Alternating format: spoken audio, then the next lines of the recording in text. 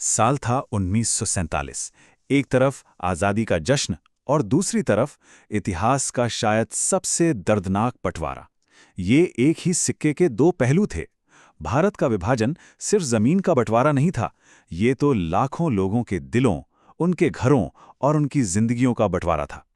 तो चलिए आज इस कहानी के दोनों पहलुओं को जरा गहराई से समझते हैं। तो सबसे पहला सवाल यही उठता है कि क्या यह बंटवारा होना ही था?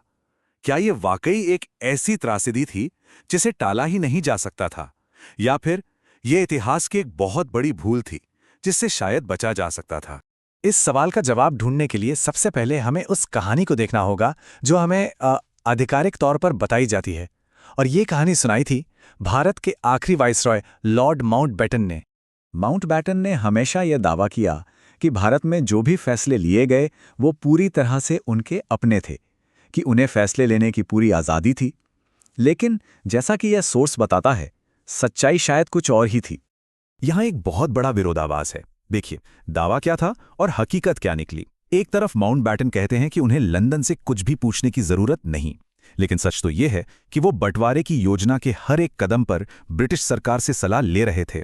मतलब अपने सहायकों को भेजना, और आखिर में उस 3 जून की योजना को मंजूरी दिलाने के लिए तो वो खुद लंदन गए। तो अगर माउंटबेटन सिर्फ एक चेहरा थे, तो फिर असली खेल कौन खेल रहा था? मतलब ब्रिटिश सरकार का असली मकसद क्या था? चलिए इस कहानी के अगले हिस्से में चलते हैं। देखिए, असल में बात यह थी कि भारत को एकजुट रखने के लिए ब्रिटेन को सांप्रदायिक ताकतों से, आप कह सकते हैं, लोहा लेना पड़ता, और वो इसके लिए बिल्कुल तैयार नहीं थे। उनका तो एक ही लक्ष्य था, बस किसी तरह सुरक्षित और शांति से भारत से निकल जाना, भले ही उसकी कीमत इस देश को चुकानी पड़े। और इसीलिए उनके लिए बंटवारा एक आसान रास्ता था। क्यों? पहली बात, इसने उन्हें एक बड़े गृह युद्ध को रोकने की सीधी जिम्मेदारी से बचा लिया। दूसरी बात, इससे वे भारत और पाकिस्तान दोनों के साथ अच्छे संबंध बनाए रख सकते थे और अपने रणनीतिक हितों की रक्षा भी कर सकते थे। मतलब उनके लिए एक बटा हुआ लेकिन दोस्त उपमहाद्वीप एक एकजुट लेकिन अस्थिर भारत से कहीं बेहतर था। और अब कहानी का सबसे बड़ा और शायद सबसे मुश्किल सवाल, भारतीय राष्ट्रीय कांग्रेस, जिसने दशकों तक एक अखंड भारत का सपना देखा था, आखिर उसने देश के बंटवारे के लिए हाँ कैसे कह दी? अक्सर ये कहा जाता है कि ये सत्ता का लालच था, लेकिन कहानी इतनी सीधी नहीं है। ये कोई एक दिन में लिया गया फैसला था ही नहीं। ये तो सालों के राजनीतिक दबाव और देश में लगातार बढ़ती हिंसा का एक दर्दनाक नतीजा था। ये एक तरह से धीरे धीरे पीछे हटने की कहानी है। आप देखिए, 1942 में मुस्लिम बहुल प्रांतों को स्वायत्तता देने की बात मान ली। फिर 1947 आते आते पंजाब और बंगाल के विभाजन की मांग तक पहुंच गए। मतलब हर एक कदम पर वे एक ऐसी हकीकत को स्वीकार कर रहे थे जिससे बचना शायद नामुमकिन होता जा रहा था। और 1947 तक तो हालत ये हो गई थी कि जो अंतरिम सरकार बनी थी वो एक राजनीतिक अखाड़ा बन चुकी थी। कुछ काम हो ही नहीं पा रहा था। नेहरू और पटेल को लगा कि अगर देश को इस खून खराबे से बचाना है तो एक ही रास्ता है, जल्द से जल्द सत्ता हाथ में लेना और एक मजबूत सरकार बनाना। तो फैसला तो हो गया, लेकिन इसे लागू करने की जल्दबाजी ने इस त्रासदी को और भी ज्यादा भयानक बना दिया। और सबसे बड़ी कमी किस चीज की थी? समय की। समय तो लगभग था ही नहीं। 72, बस 72 दिन। सोचिए, एक पूरे उपमहाद्वीप को, करोड़ों लोगों को और सदियों के इतिहास को बांटने के लिए सिर्फ 72 दिन दिए गए। बंटवारे की योजना के ऐलान और आज़ादी के दिन के बीच बस इतना ही फासला था।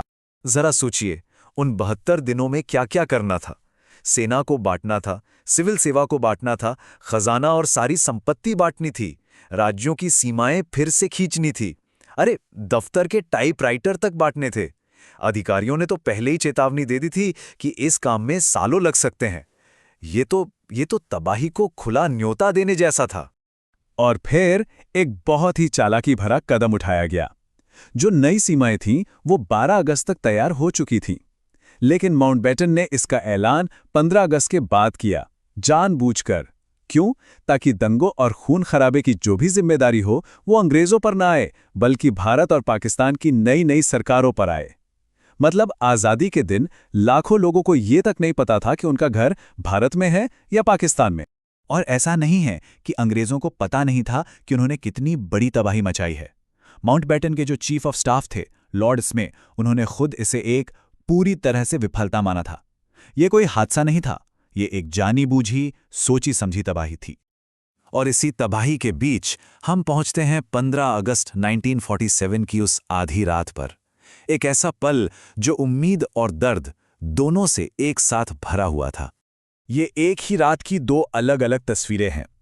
एक तरफ दिल्ली में नेहरू अपना ऐतिहासिक भाषण दे रहे थे, नियति से साक्षात्कार जो उम्मीदों से भरा था।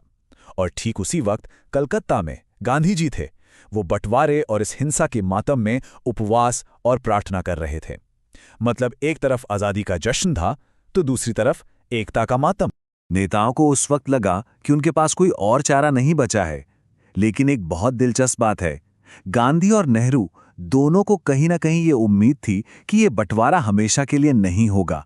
उन्हें लगता था कि जब ये नफरत का माहौल शांत होगा तो शायद भारत फिर से एक हो जाएगा। इसीलिए उन्होंने लोगों से कहा कि इस राजनीतिक सच्चाई को स्वीकार तो कर लो, लेकिन इस बंटवारे को कभी अपने दिलों में जगह मत देना। और यहीं पर आकर हम एक आखिरी सवाल पर रुक जाते हैं। अगर कोई देश अपने लोगों के दिलों में बसता है तो क्या नक्शे पर खींची गई एक लकीर उन दिलों को हमेशा के लिए बांट सकती है? शायद इस सवाल का जवाब इतिहास नहीं बल्कि हम सबको मिलकर देना है।